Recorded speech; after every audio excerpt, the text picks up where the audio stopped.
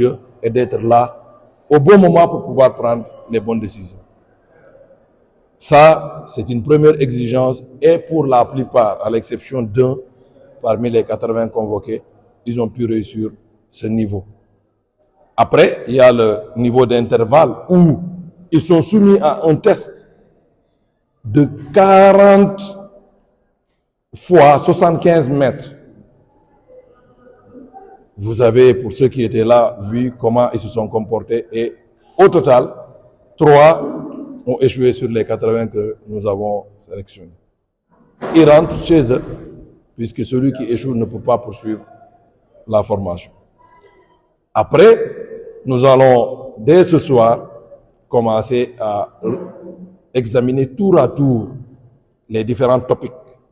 Nous allons commencer par présenter les objectifs du cours aux arbitres, que ce soit les objectifs techniques, c'est-à-dire liés à la formation en tant que telle relative aux lois du jeu. Nous avons aussi des objectifs physiques qui seront présentés par les instructeurs physiques de la Commission centrale des arbitres. Et nous avons des objectifs médicaux parce que nous sommes suivis par 2 médecins et qui doivent aussi prodiguer des conseils. Par la suite, nous allons examiner ou aborder les modifications apportées aux lois du jeu. Et ensuite, nous allons soumettre nos arbitres. Après, bien sûr, avoir exposé sur le positionnement de l'arbitre, parce que pour prendre une décision, il faut être là. Et pour être là, nous savons quoi dire à nos arbitres. Au-delà de la condition physique, il faut savoir aller soit à gauche ou à droite et comment le faire, soit anticiper ou accélérer. Tout ça aussi, c'est un topic qui est extrêmement important pour nous, qui sera revu tout à l'heure. Et après, nous allons soumettre nos arbitres à un test de niveau avec des vidéos. Loi 12, c'est-à-dire les différentes infractions. Et enfin, un test sur le hors-jeu pour voir à quel niveau sont nos arbitres, afin d'orienter maintenant les enseignements.